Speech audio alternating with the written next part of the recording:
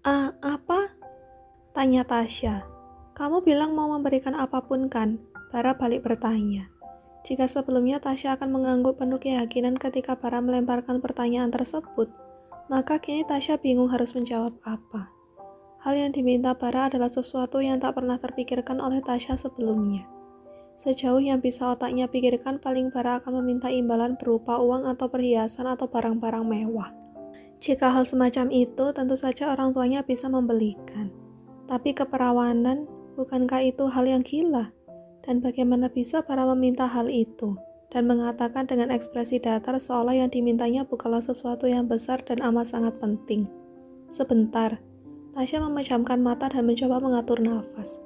Aku memang bilang gitu sebelumnya, tapi bukan berarti saya tidak menerima penawaran, tegas Bara. Tasya langsung terdiam. Tenggorokannya tercekat dan matanya terasa panas. Dia merasa seperti keluar dari mulut harimau masuk mulut buaya. Bara menolongnya ternyata bukan karena benar-benar tulus untuk menolong, melainkan karena ada maunya. Lelaki itu tak jauh beda dengan para berandalan yang semalam mengganggunya. Jadi bagaimana? Tanya Bara ketika Tasya tak juga mengatakan apapun. Saya hanya akan menolongmu jika kamu mau menyerahkan keperawananmu. Tasya langsung menggelengkan kepalanya dengan kuat. Enggak, aku enggak mau. Lalu sedetik kemudian air mata Tasya tumpah dan dengan terisak gadis itu berkata, "Please tolong bantu aku harus pulang sekarang. Nanti Abi dan Umi bakal khawatir kalau aku enggak ada. Hiks, aku... Tasya tak bisa melanjutkan ucapannya. Saat ini dia benar-benar bingung. Kalau gitu, pilihanmu cuma satu, ucap Bara. Tasya kembali menggelengkan kepalanya. Aku nggak bisa lakuin itu, ucap Tasya sambil memeluk tubuhnya sendiri. Seolah gerakan itu cukup untuk melindungi tubuhnya agar Bara yang belum beranjak sejengkal pun dari tempatnya berdiri tidak bisa menyentuhnya. Permintaan kamu itu benar-benar nggak masuk akal. Gimana bisa kamu minta hal seperti itu sama perempuan yang bukan istri kamu? Harusnya kamu tahu kalau itu dosa. Tidur sama perempuan yang bukan istri kamu itu zina namanya. Lanjut Tasya dengan nada panik. Dia sendiri sama sekali tidak menyangka kalau akan mengucapkan hal religius seperti itu di saat genting begini. Tapi Bara tak berkomentar apapun apalagi menarik kembali ucapannya soal meminta keperawanan Tasya. Sebagai imbalan jika dia bersedia membantu gadis itu untuk pulang ke Jakarta. Lelaki itu hanya diam dan menatap Tasya dengan tatapannya yang mendadak jadi terasa begitu mengintimidasi. Membuat tubuh Tasya langsung gemetaran karena ketakutan. Hu. Tangis Tasya langsung pecah seketika saat memikirkan kalau Bara mungkin akan melakukan sesuatu yang buruk kepadanya. Pikiran-pikiran buruk tak bisa untuk dia singkirkan dari otaknya. Bagaimana kalau Bara tetap bersikukuh untuk meminta Tasya melakukan itu sebagai imbalan? Bagaimana kalau misalnya Bara akan tetap melakukannya walaupun Tasya sudah bilang kalau dia tidak setuju? Bagaimana kalau Bara tidak akan membiarkannya pulang baik lelaki itu belum atau sudah melakukan hal buruk itu kepadanya? Dan bagaimana lainnya yang makin lama makin bercabang di pikiran Tasya, membuat gadis itu menangis semakin kencang. Berhenti menangis, bentak Bara yang merasa risih melihat perempuan cengeng seperti Tasya. Aku nggak mau, please jangan apa-apain aku, mohon Tasya dengan air matanya yang mengalir deras membasahi wajahnya. Tasya mengusap kasar pipi dan hidungnya yang basah oleh air mata, dan juga ingusnya dengan punggung tangan sambil terisak-isak. Saya bilang berhenti, bentak Bara lagi. Tapi bukannya berhenti, tangisan Tasya malah makin menjadi. Umi, Abi, Tasya mau pulang, hu. Saat ini pikiran Tasya tentang rencananya menyusul Biantara lenyap sudah. Bahkan dia berpikir andai tidak nekat kabur dari rumah dan pergi sendiri ke Labuan Bajo, mungkin dia tidak akan mengalami hal buruk seperti ini. Tak hanya tubuhnya yang lelah, pikirannya juga lelah. Dan hal yang sangat dia inginkan sekarang hanya pulang, mengadukan semua kepada Umi dan Abinya. Selain permintaan Bara yang terdengar mengerikan, seumur-umur Tasya juga belum pernah dibentak. Itu kenapa dia begitu syok. Selama ini mau semarah apapun Abi dan Uminya, mereka selalu berusaha bicara dengan lembut. Apalagi kalau melihat Tasya menangis. Biasanya amarah kedua orang tuanya akan langsung reda. Tapi Bara berbeda. Setelah membuatnya ketakutan dan menangis, lelaki itu malah membentaknya. Dan jangan lupakan bagaimana tatapan Bara yang tampak dingin dan tajam itu, yang membuat Tasya langsung merasa kalau lelaki itu pasti akan melakukan sesuatu yang buruk kepadanya. Mungkin Tasya memang harus berpikir ulang kali sebelum meminta tolong kepada orang lain. Ah, tidak. Seharusnya dia mesti berpikir berulang kali sebelum menganggap orang yang telah menolongnya adalah orang baik. Karena buktinya Bara tidak termasuk kategori itu. Hanya Biantara. Ya, Biantara seorang yang rela menolong Tasya kapanpun dan dimanapun tanpa pamrih. Lelaki itu selalu menjaga Tasya dan menjadi tameng jika ada anak-anak yang menjahilinya. Bahkan kalau Tasya melakukan sesuatu kesalahan, seperti memecahkan vas kesayangan Gading, yang lelaki itu dapatkan dari seorang penduduk pengrajin tanah liat ketika Gading masih aktif menjadi relawan, Biantara yang akan menghadap abinya itu dan mengaku kalau dia yang memecahkan vasnya, bukan Tasya. Melihat Tasya yang tak berhenti menangis, Bara yang sejak tadi sudah merasa risih mulai kehilangan kesabarannya. Kupingnya terasa pengang karena pagi-pagi harus mendengar suara tangisan yang membuatnya begitu muak. Pemandangan seperti ini benar-benar mengacaukan moodnya. Bara yang sejak tadi hanya berdiri di tempat akhirnya melangkah menghampiri Tasya dan menatap tajam gadis itu. Dia mencengkram kuat dagu Tasya dengan ibu jari, dan jari telunjuknya untuk membuat gadis itu mendongak menatapnya, dan membuat mereka kini bertatap-tatapan. Saya bilang berhenti. Jika kamu tidak berhenti menangis, saya akan melakukan sesuatu yang buruk kepada kamu, ucap Bara dengan suara yang pelan tapi penuh penekanan. Seketika Tasya berhenti menangis, walau masih tak bisa menghentikan sesenggukannya. Dia menatap Bara dengan ketakutan, karena ancaman yang dilayangkan oleh lelaki itu, apalagi dengan jarak mereka yang sedekat ini. Dari cara lelaki itu menatapnya, Tasya yakin kalau Bara tidak akan main-main dengan ucapannya. Bara pasti akan melakukan hal buruk kepadanya jika dia masih terus menangis. Tapi, anehnya setelah Bara melepaskan tangannya dari dagu Tasya, lelaki itu langsung keluar dari kamar ini dan membanting pintu. Brak! Tasya terlonjak kaget, tapi sekaligus bingung karena Bara malah pergi begitu saja. Sementara di tempat lain, Gading langsung terbelalak saat seorang teman yang pernah menjadi relawan bersamanya dulu tiba-tiba saja menghubunginya pagi-pagi sekali. Apa? Di bandara? Tanya Gading yang berusaha memastikan kalau dia tidak salah dengar. Iya, Ding. Kemarin pas gue baru pulang dari Surabaya, gue lihat cewek yang mirip banget sama anak lo. Sempet gue mikir cuma kebetulan mirip aja. Tapi pas gue samperin dan sapa dia, ternyata emang bener Tasya. Dan pas barusan gue dapat kabar dan Randy kalau lo lagi nyari anak lo yang hilang, gue langsung ingat kejadian kemarin. Makanya gue buru-buru nelpon lo, jelas Samsul teman Gading. Terus kamu ada tanya dia ngapain ke sana? Tanya Gading lagi yang makin tidak tenang. Katanya sih mau pergi ke Labuan Bajo. Lah, Labuan Bajo? Astaga, kepala Gading terasa ingin pecah ketika mengetahui kalau putrinya kabur dari rumah dan pergi sendirian ke tempat yang jauh. Entah bagaimana nasib Tasya sekarang karena gadis itu tidak pernah pergi sendiri ke tempat-tempat yang jauh tanpa didampingi. Paling hanya ke tempat-tempat yang dekat saja Tasya pergi sendirian. Selebihnya biasa Tasya akan pergi bersama Gading atau Aisyah atau kerabat lainnya. Selain itu, apa yang Tasya lakukan di Labuan Bajo? Apa bertemu dengan temannya? Atau cuma mau liburan saja untuk menenangkan pikirannya setelah patah hati ditolak oleh Biantara? Tapi tetap saja Gading tak bisa tenang karena Tasya bukan tipe anak yang mandiri. Biasa ada Aisyah yang selalu mengingatkan juga menyiapkan ini dan itu untuk keperluan Tasya. Karena kadang gadis itu sering lupa dan ceroboh. Berkali-kali Aisyah menasihati Tasya agar bisa lebih mandiri dan peduli dengan dirinya sendiri. Tapi tetap saja Tasya selalu mengulangi kebiasaan buruknya yang satu itu. Apa Tasya ada bilang yang lain? Misalnya kenapa dia pergi ke Labuan Bajo? Gading kembali bertanya kepada Samsul. Enggak, Ding, cuma bilang lagi buru-buru aja. Kayaknya emang ada urusan penting. Jawab Samsul sedikit menyesal karena kemarin tidak sempat menanyakan lebih banyak hal kepada gadis itu. Gading menghembuskan nafas berat sebelum berkata, Oh oke, makasih banget buat infonya, Sul. Iya, sama-sama. Semoga anak lo cepet ketemu ya, Ding. Nanti kalau ada info lagi gue bakal kabarin lo. Setelah itu panggilan terputus. Tapi tak lama kemudian ponsel Gading kembali berbunyi. Kali ini telepon dari Arjuna. Gading mengernyitkan kening sambil menggeser ikon gagang telepon warna hijau.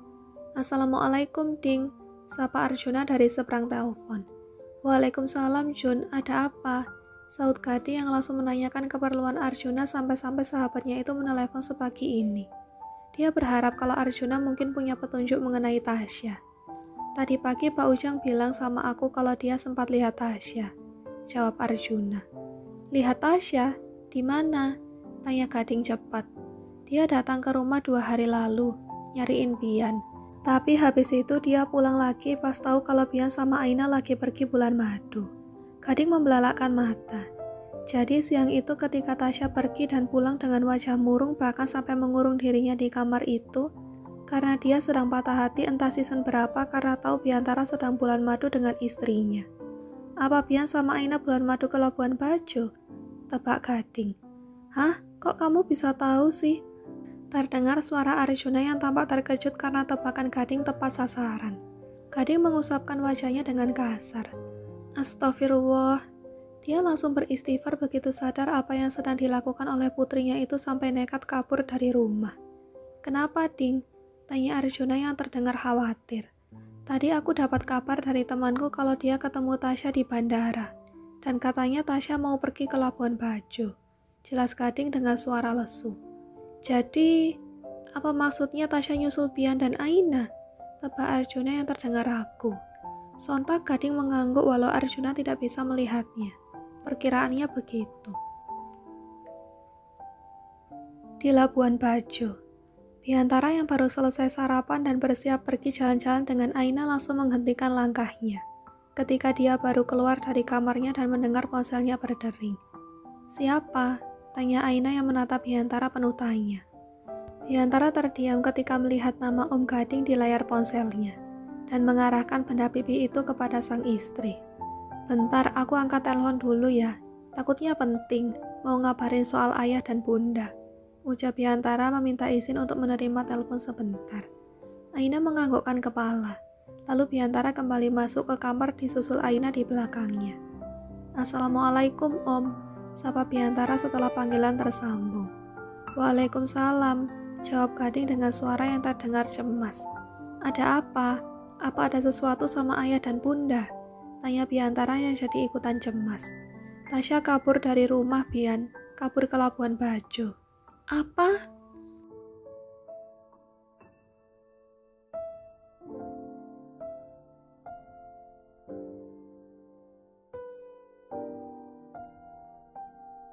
Apa? Tasya kabur dari rumah? Tanya Biantara yang sangat terkejut mendengar kabar dari Gading. Aina yang berdiri di sampingnya juga ikutan kaget. Tapi perempuan itu memilih untuk tidak bertanya karena saat ini Biantara masih bicara dengan Gading di telepon. Sekarang Tasya ada sama kamu kan? Gading balik bertanya. Jelas saja Biantara langsung mengernyitkan keningnya. Apa hubungannya Tasya yang kabur dari rumah dengan gadis itu sedang bersama dirinya? Sekarang Biantara kan sedang berbulan madu dengan Aina. Jadi mana dia tahu di mana Tasya sekarang berada? Lagi pula dia juga tidak tahu apa tujuan Tasya pergi ke Labuan Bajo. Tasya nggak sama aku, Om, jawab Biantara akhirnya. Terdengar suara hembusan nafas berat dari Gading. Bahkan lelaki parubaya itu diam sejenak. Sebenarnya ada apa, Om? Kok bisa sih Tasya kabur dari rumah? Terus dia mau ngapain ke Labuan Bajo segala? Om kurang tahu apa tujuannya. Tapi barusan ayah kamu nelpon Om dan bilang kalau 2 hari lalu Tasya pergi ke rumah kalian. Dia nanyain kamu dan pas Pak Ujang bilang kalau kamu pergi bulan madu, Tasya langsung pulang. Habis gitu ngurung diri seharian di kamar. Gak mau makan sama sekali. Bahkan Om dan Tante Aisyah juga gak diizinin masuk. Dan tahu-tahu pas Om cek di kamarnya dia udah gak ada.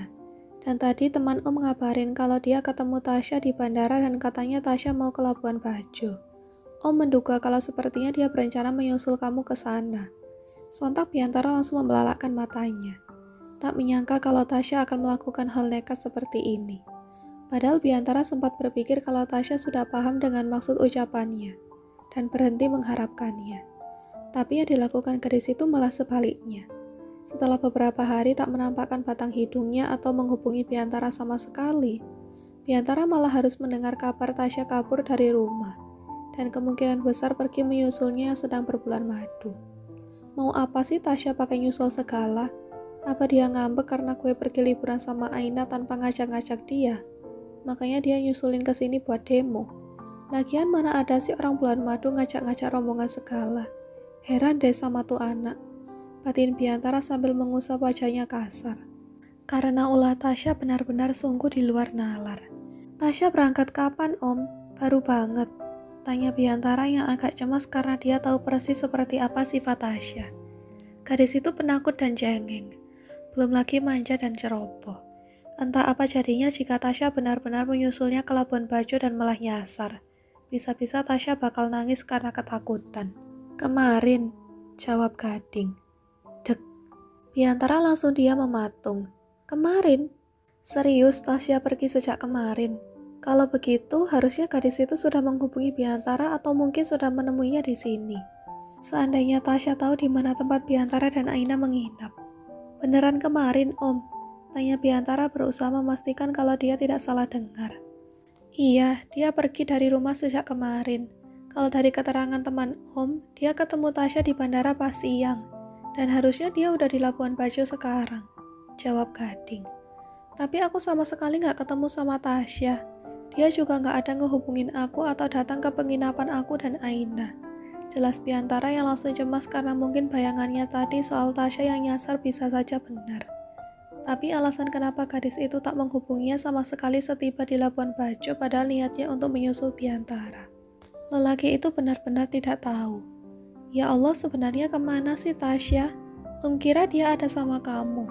Makanya Om telepon kamu buat mastiin keadaannya Tasya. Soalnya sejak pulang dari rumah sakit, Tasya emang masih belum sehat betul. Apalagi dia susah makan dan ngurung diri di kamar terus. Biantara menghela nafas panjang dan mengembuskannya perlahan. Suara Gading yang terdengar bergetar membuat Biantara yakin kalau sahabat orang tuanya itu pasti sedang sedih dan stres. Mungkin Gading sedang menangis sekarang. Dan di seberang sana, Biantara malah bisa mendengar dengan jelas. Walau terdengar agak jauh, suara Aisyah yang menangis mengkhawatirkan Tasya. Kalau gitu, aku tutup dulu teleponnya ya. Aku bakal bantu cari Tasya di sini. Semoga aja bisa segera ketemu. Nanti perkembangannya aku kabarin sama Om dan Tante Aisyah. Ucap Biantara kemudian. Oke, Om mohon banget bantuannya ya Bian. Om benar-benar khawatir takut Tasya kenapa-napa. Sahut Gading. Setelah saling mengucapkan salam, sambungan telepon pun diputus. Biantara kemudian menatap Aina yang berdiri cemas di sampingnya. Kenapa katanya? Tanya Aina penasaran. Walaupun dia sudah tahu sedikit dengan mendengar apa saja yang diucapkan suaminya kepada Gading. Tapi tetap saja dia ingin mendengar cerita selengkapnya dari mulut sang suami. Biantara menarik nafas panjang dan mengembuskan nafasnya dalam sekali sentakan untuk melonggarkan rongga dadanya yang terasa menyempit. Wajahnya kelihatan begitu khawatir. Om Gading bilang kalau kemarin Tasya kabur dari rumah dan katanya dia pergi ke Labuan Bajo. Cuma sampai sekarang gak ada kabar apapun dari Tasya. Jelas Biantara, tanpa menyebutkan soal kemungkinan tujuan Tasya pergi ke Labuan Bajo. Dan sebelum Aina bertanya untuk apa Tasya ke Labuan Bajo, Biantara memegang kedua bahu Aina dan menatap sang istri. Kalau jalan-jalan hari ini kita batalin, gak apa-apa kan? Aku benar-benar khawatir sama Tasya. Dia gak pernah pergi jauh sendiri. Jadi takutnya dia nyasar. Dan kecopetan atau gimana sampai-sampai gak kehubungin aku. Aku takut kalau dia kenapa-napa misal gak buru-buru ditemui. Jadi boleh kan kalau aku pergi ke bandara buat cari info tentang Tasya? Tanya Biantara yang meminta izin kepada Aina. Aina diam sejenak. Menatap balik mata suaminya yang tampak begitu tidak tenang lalu mengangguk. Boleh, tapi aku ikut ya, ucap Aina. Tanpa pikir panjang, Biantara langsung mengangguk mengiyakan. Oke, sekarang kita berangkat kalau gitu. Sampai di bandara, Biantara langsung menemui petugas dan bertanya tentang Tasya, dan meminta petugas itu untuk mengecek CCTV. Namun ketika ditanya kapan kira-kira pesawat yang ditumpangi Tasya sampai, Biantara kebingungan. Ya bagaimana tidak bingung? Kalau tidak ada yang tahu pasti Tasya ini naik pesawat jam berapa dan sampai jam berapa. Mungkin sore Pak, jawab Biantara ragu. Namun karena memang agak susah untuk mencari satu dari banyaknya orang yang ada di bandara, Dan juga menyesuaikan dengan waktu kedatangan Tasya yang masih berstatus mungkin itu membuat petugas tidak bisa menjanjikan kalau hasilnya agak segera diketahui. Satu-satunya petunjuk yang mereka punya hanya foto Tasya yang masih tersimpan di galeri ponsel Biantara. Kemudian petugas menyampaikan kalau akan mengabari Biantara dan Aina jika sudah menemukan Tasya dalam rekaman CCTV. "Baik Pak, terima kasih banyak ya," ucap Biantara. Karena belum ada petunjuk apapun di bandara, Biantara memutuskan untuk berkeliling mencari Tasya. Sepanjang perjalanan yang tak pasti arah tujuannya, Biantara kelihatan cemas menatap keluar jendela taksi yang dinaikinya bersama Aina. "Kamu yang tenang ya, doain semoga Tasya baik-baik aja," ucap Aina yang berusaha menenangkan sambil menaruh tangannya di punggung tangan Biantara. Biantara membalik tangannya sehingga kini telapak tangannya sudah menempel dengan telapak tangan Aina. Dan jari-jarinya mengisi ruas jari istrinya itu. Menggenggam tangan Aina sambil mengatur nafas untuk membuat dirinya lebih rileks. "Terima kasih ya," ucap Biantara sambil tersenyum. Walaupun senyum Biantara masih memancarkan kecemasan, tapi Aina tetap membalas senyum sang suami. "Terima kasih untuk apa?" tanya Aina penasaran. "Terima kasih kamu udah ngerti sama kondisiku sekarang. Dan maaf karena kita jadi batal jalan-jalan." Aina menggeleng pelan. "Gak apa-apa, sekarang yang penting kita cari Tasya dulu. Dia itu perempuan dan kamu bilang dia gak pernah pergi sendiri. Bahkan sampai sekarang gak ada yang tahu di mana dia dan gimana kabarnya. Wajar kalau kamu khawatir." Biantara memeluk Aina sejenak, sebagai ucapan terima kasih dan syukurnya karena di tengah keadaan genting begini istrinya itu sangat pengertian. Lalu kembali menatap keluar jendela untuk melihat apakah dia akan menemukan Tasya. Sementara Aina berusaha untuk menata hatinya. Walaupun tahu kalau suaminya itu khawatir dengan Tasya yang hilang tiba-tiba. Tapi sebagai istri tidak mungkin dia tidak cemburu. Saat Biantara tampak sangat mengkhawatirkan perempuan lain. Apalagi perempuan itu adalah orang yang pernah meminta Biantara untuk menjadikannya istri kedua. Semalam sehabis bertukar peluh dengan Biantara sebanyak 2 ronde, suaminya itu memeluknya erat. Dan mengatakan kalau dia ingin mengajak Aina jalan-jalan ke pulau lain yang ada di sekitar Labuan Bajo ini. Yang pasti akan membuat Aina tak kalah senang dari jalan-jalan mereka ke Pink Beach kemarin. Di tengah ulah usil Biantara yang memberikan kecupan-kecupan kecil di bahunya, Aina mengatakan apa saja yang ingin dia lakukan besok. Selain pergi ke pulau yang namanya belum disebutkan Biantara, dia juga ingin makan malam di salah satu rumah makan yang baru saja ditelusurinya di internet. Walaupun hanya rumah makan sederhana, tapi katanya masakan di sana enak-enak. Bumbunya juga sangat terasa. Berbeda dengan makanan khas Western yang mereka santap di penginapan. Namun akhirnya rencana jalan-jalan hari ini malah jadi tertunda. Karena baru juga keluar dari kamar mereka malah disambut dengan berita kurang mengenakan. Yaitu tentang Tasya yang kabur dari rumah. Kenapa dia ke Labuan Bajo? Apa karena mau nyusul Bian? Apa dia masih belum bisa ngelupain Bian?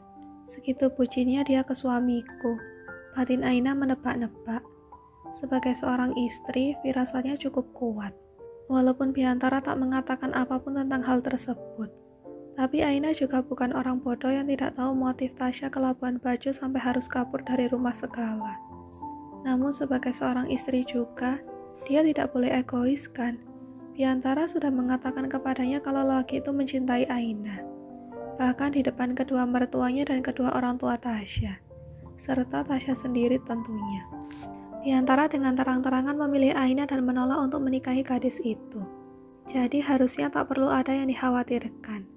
Lagi pula jika memang Tasya mau merebut Biantara darinya, memangnya kenapa? Ini pernikahannya dan Aina harus menjaganya dengan baik. Dia harus bisa jadi istri yang bisa memberikan servis yang memuaskan untuk Biantara, agar tidak tergoda dengan perempuan lain di luar sana. Setelah seharian berkeliling dan sempat berhenti untuk sholat zuhur dan asar juga makan, akhirnya Biantara dan Tasya kembali ke penginapan. Tampak Biantara dengan wajah yang masih begitu kacau, karena setelah seharian mencari tapi mereka belum juga menemukan Tasya.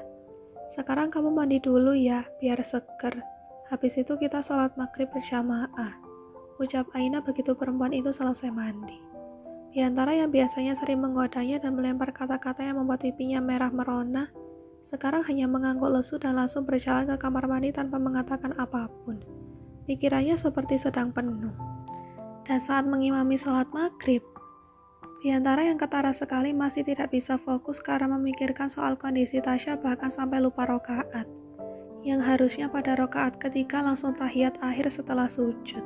Biantara malah bangkit lagi.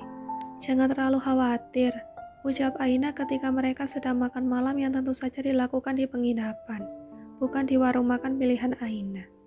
Biantara yang tadinya sedang sibuk dengan ponselnya langsung menaruh benda pipi itu.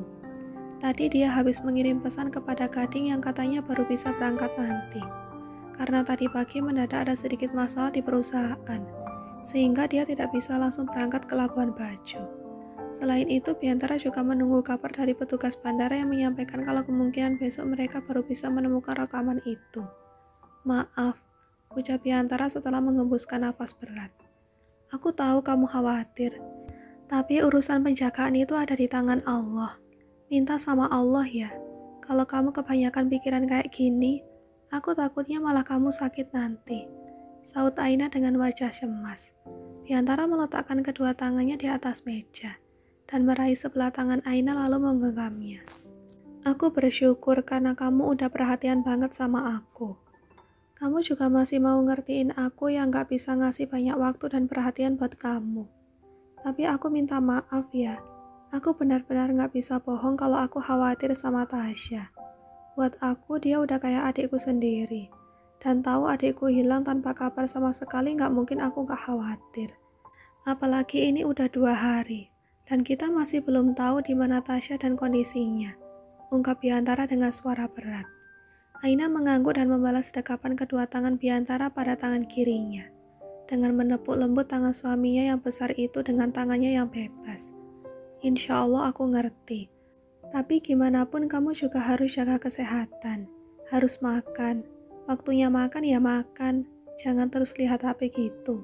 Lagian kita juga udah berusaha dari tadi buat nyari Tasya. Kita bisa lanjut nyari dia besok.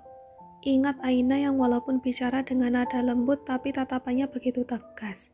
Akhirnya Biantara mulai menyantap makanan di atas piringnya walaupun tidak sampai habis. Membuat Aina harus banyak-banyak menyetok kesabarannya. Jika kemarin-kemarin Biantara bisa bertahan untuk menghadapi kelabilan dirinya, harusnya sekarang dia juga bisa menghadapi Biantara yang sedang galau. Ya, walaupun Aina masih tidak begitu suka dengan apa yang menjadi penyebab galaunya Biantara. Mau Tasya itu sudah dianggap sebagai adik, tapi tetap saja tidak ada ikatan darah di antara Biantara dengan perempuan itu.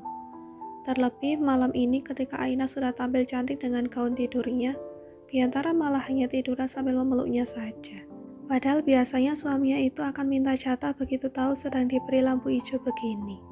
Suaminya itu akan bertransformasi jadi kucing karong yang menyantap ikan segar dengan lahap.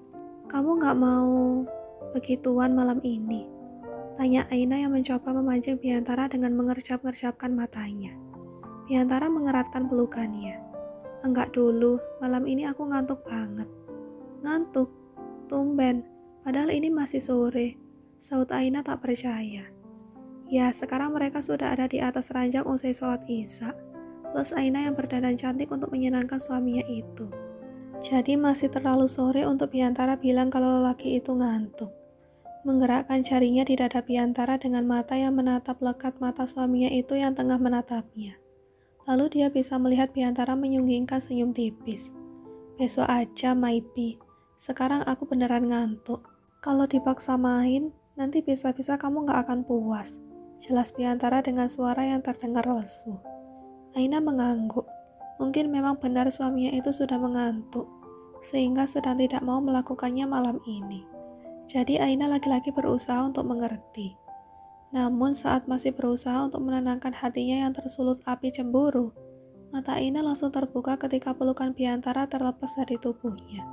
Suaminya itu yang katanya ngantuk itu malah buru-buru mengecek ponselnya. Saat terdengar suara dering pesan masuk dan sibuk dengan benda pipih itu. Melihat sikap Biantara itu, tentu saja Aina tidak bisa untuk tidak kecewa. Jelas-jelas lelaki itu bilang sudah ngantuk.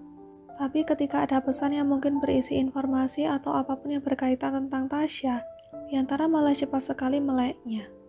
Tak mau menambah rasa sakit hatinya, Aina langsung balik badan dan tidur memunggungi Biantara. Bagaimanapun dia perempuan normal, yang bisa sakit hati jika suaminya terus-terusan mengabaikannya dan sibuk dengan urusan lain. Bukan urusan lain saja, tapi urusan yang berkaitan dengan perempuan lain.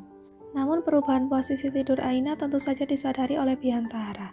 Dia yang sedang mengetik balasan pesan dari Kejora yang menanyakan soal bagaimana dengan kegiatan bulan madunya, dan Biantara langsung menaruh ponselnya dan memeluk Aina dari belakang. "Kenapa? Kamu marah karena aku kurang waktu buat kamu?" tanya Biantara sambil menenggelamkan wajahnya di jeruk leher sang istri. Aina berusaha melepaskan tangan Biantara yang melingkar di pinggangnya, tapi bukan melepaskan pelukannya.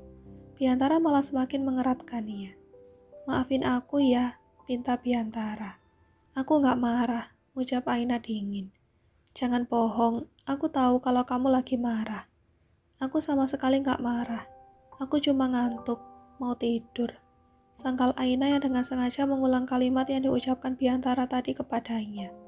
"Kamu marah karena aku gak mau ngelakuin hal itu, dan bikin kamu ngerasa ditolak atau karena aku terlalu sibuk sama urusan Tasya?" tanya Biantara kemudian. Aina menghembuskan nafasnya lalu berbalik lagi menghadap Biantara. Dia menatap tegas mata suaminya itu. "Aku tahu kamu khawatir sama perempuan itu, sampai hampir lupa segalanya, termasuk lupa sama aku. Tapi apa kamu gak mikir kalau aku mungkin juga bakalan hilang dari kamu? Dan kalau itu terjadi, apa kamu bakal baik-baik aja? Atau kamu juga bakal sekhawatir ini?" tanya Aina dengan mata berkaca-kaca. Dia sudah tak bisa lagi membendung kecemburuannya. Dek, Biantara membelalakan mata.